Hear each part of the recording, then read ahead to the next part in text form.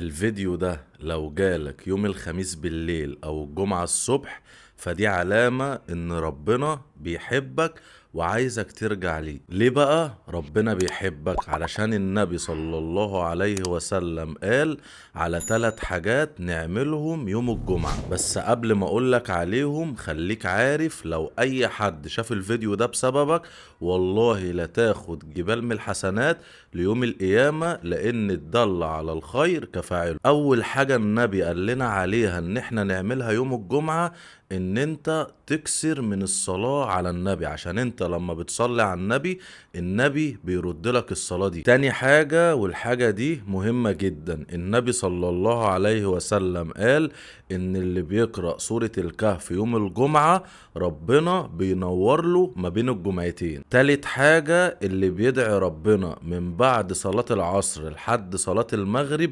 دعوته مستجابة ولا ترد أبدا. يا الله، بالله عليك لو انت وصلت لحد هنا ما تبقاش بخيل وصل على النبي في الكومنتات.